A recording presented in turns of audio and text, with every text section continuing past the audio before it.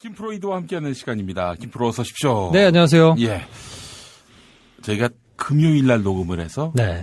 방송이 이제 월요일자로 나갑니다. 거의 점쟁이 방송이죠. 예, 그렇습니다. 무려 이틀 이상의 그런 텀이 있기 때문에 그 사이에 무슨 일이 벌어질지 몰라요. 그러니까요. 예. 박근혜가 갑자기 사의를 표한다든지. 그럴 일은 없습니다. 이틀 안에. 없지. 그래도 2월 28일 안에는 없을 것 같아요. 내가 봐도. 네, 택도 없어요. 예. 뭐 그 얘기는 잠시 후에 또 하도록 하고. 네. 또 뭐 그 사이에 갑자기 황교안이 변심을 해서 특검을 연장하겠다. 뭐 이런다든지. 뭐 더러는 주님이 다시 오신다든지. 주님이 다시 오시면 다 죽었어. 주님이 나를 휴거하실 수 있을까? 몸무게가 좀 많이 무거워서 나가는데. 못 올라갈 수도 있죠. 네. 자, 그래요. 우리 김프로는 종교가 있습니까? 있죠. 네. 뭡니까? 저는 기독교입니다. 그럼 같이 우리가 휴거되는 건가? 그렇죠. 제가 좀 빨리 올라가겠지. 가벼우니까. 아니, 죄가 많잖아. 저는 아주 성적으로 정말 완벽하게 윤리적인 삶을 살고 있습니다. 그래요? 혼전뿐만 아니라 혼후순결까지.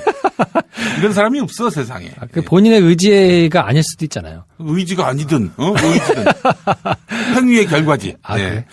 자, 그래, 하여간, 지금 이틀이라는 큰 강을 앞에 두고 우리가 강 너머 저 세상을 향해서 가기도 전에 네. 그 강 너머 세상에 대해서 이제 논평을 하게 됐는데, 지금 하여간 금요일 됐는데, 이거 어떻게 이걸 바라봐야 될지. 제가 지금 솔직히 얘기해서 멘붕입니다. 그래요? 지금 이 상태는 멘붕 상태예요. 충분히 예측되던 거 아니었나요? 저는 이런 꼼수가 있을 줄은 몰랐어요. 지금 제가 멘붕에 빠지게 된 그런 시츄에이션은 뭐냐면은 우리 박근혜 누나가 네. 헌법재판소의 탄핵 심판 결과가 나오기도 전에 하야한다. 그래 놓고는 이제 딜을 거는 거예요. 사면하라. 나에 대해서 더 이상 수사하지 마라. 또 기소하지 마라. 이쯤에서 덮어라. 그러면 내가 진짜 말한 대로 사퇴한다. 그런데 만약에 수사한다? 그러면은 헌법재판소에서 결국에는 각하로 나오지 않겠는가? 내가 사의를 표명했으니까. 그런 다음에 내가 말을 번복할 거다. 번복하면 어쩔 수 없을걸? 다시 재상정 못할걸? 이러면서 말을 뒤집을 수도 있다는 식으로 압박을 하는 거죠. 그게 이론적으로 불가능한 거는 아니고요. 예. 충분히 법적으로 이렇게 하야에 대한 법적인 절차가 명시되어 있는 건 아니기 때문에 예. 충분히 이론적으로는 가능한 시나리오인데 예. 그게 이미 이제 여러 군데서 막 나왔기 때문에 예. 그 전법을 쓰기가 사실은 이렇게 쉽지는 않은 상황이 아닌가 싶어요. 이미 까졌기 때문에. 그렇죠. 그게 이제 뭔가 신의 한 수로 허를 찌르는 것처럼 그렇게 하면 사람들이 전혀 예상하지 못했을 때 하야 카드를 들고 나와서 제가 그만두겠습니다. 그럼 그만둔 것으로 알아서 각하 결정을 했는데 예. 갑자기 무슨 이제 그냥 돌아오기는 뻘쭘할 거고 예. 뭔가 일이 터지겠죠. 예. 국가 비상사태에 준하는 뭔가가 빵 터지면서 그러면 이게 일사불란해야 되니까 다시 이렇게 쓱 들어오면 사실은 할 말이 없으니까 그렇게 허를 찌르는 방식을 취할 가능성이 이론적으로는 가능하죠. 이참에 럼프 오빠가 도와주는 거예요. 럼프 오빠가. 지난번에 김정남 사태처럼 뭔가 전혀 생각하지 못했던 게 그렇게 빵 터져가지고 이렇게 위기 상황처럼 이제 불거지면 후루룩 넘어갈 수 있는 그런 여지가 없는 건 아닙니다만 그게 이제 까졌기 때문에 그 카드를 쓰기는 그렇게 쉽지는 않을 거라고 봐요, 저는. 근데 저는요 두려움이 있습니다.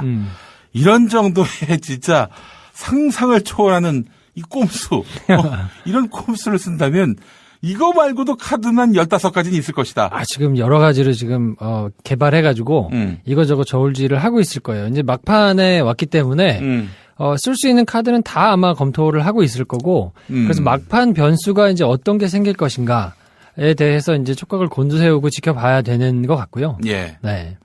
그래요.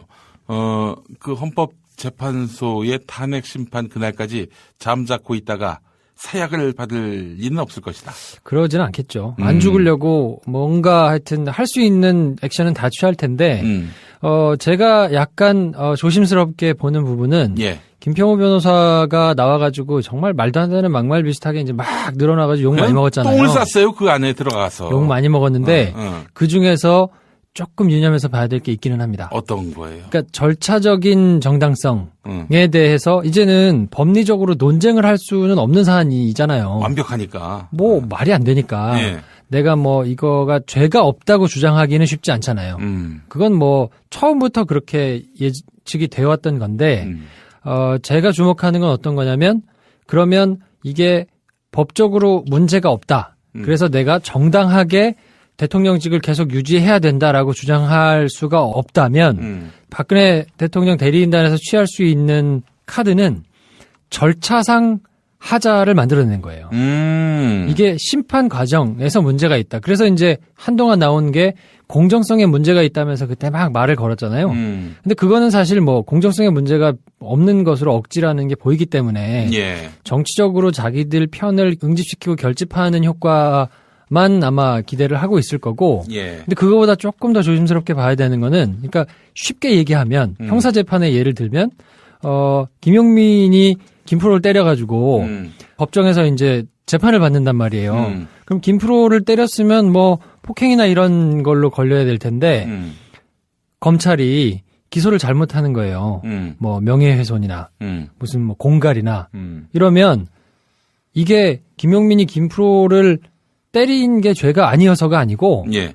재판을 잘못한 걸 수 있잖아요. 예. 그거를 가지고 물고 늘어질 가능성이 있다는 거예요. 예.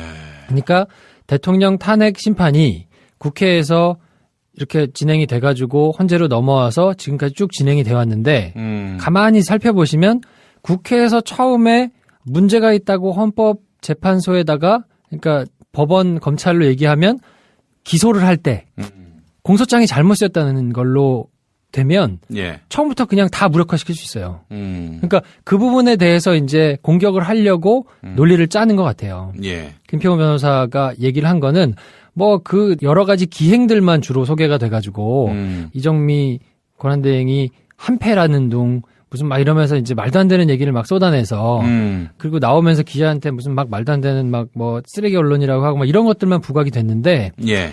거기서 오랜 시간 이렇게 자기가 써온 글을 쭉 읽었던 거를 자세히 살펴보면 그 지적이 있거든요.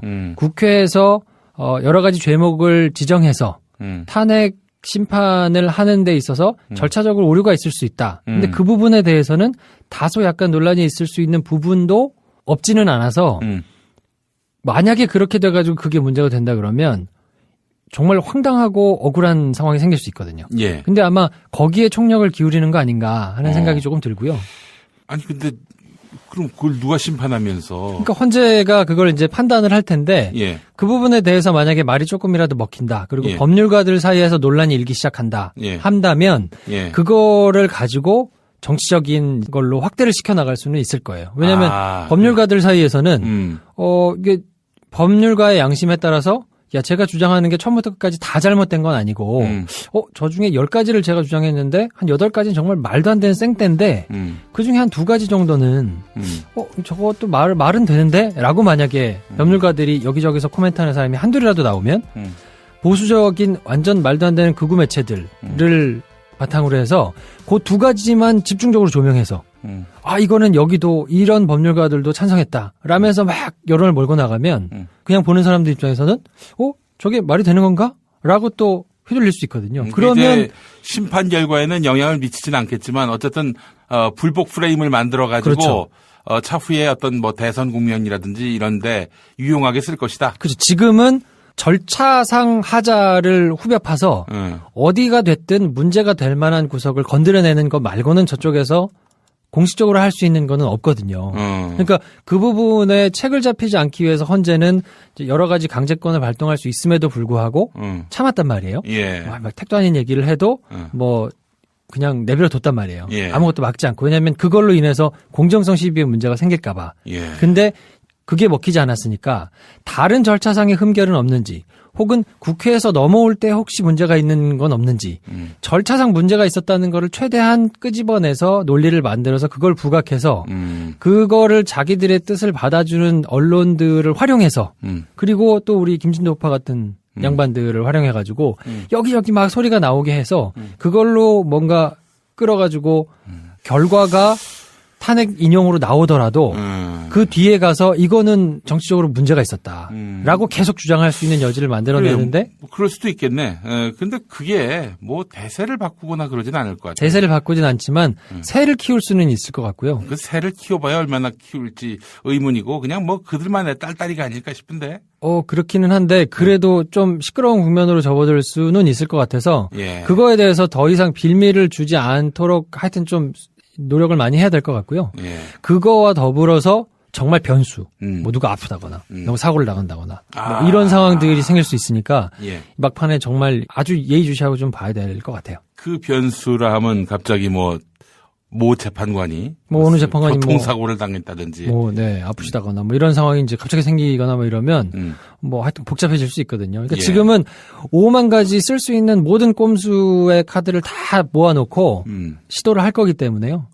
뭐 하여튼 그거에 대해서 적법한 절차를 거쳐가지고 계속 가는 쪽이 더 답답하고 화가 나긴 하는데 뭐 그래도 지금 이 국면을 잘 원칙대로 최대한 원칙대로 잘 넘겨서 역사에 바른 페이지를 하나 써놓는 거는 필요하다라고 봅니다.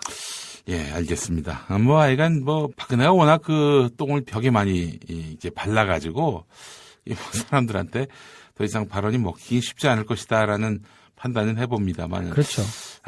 그래요. 그 뭐 우리 그럼 김프로는 이 차원에서 탄핵 심판 결과가 뭐 무사히 나올 것이다. 저는 뭐 늘상 주장했던 대로 3월 10일 정도에 결과가 나오지 않겠느냐라고 생각합니다. 그래요. 하여간 참. 우리 뭐 내기 하지 않았었어요? 내기? 우리 대전만 뭐 1월 말, 뭐 2월 초 뭐 이딴 소리 계속 했잖아요. 그렇죠. 예. 어떻게 할까? 오케이. 출연료 곱하기 2. 그래요? 예.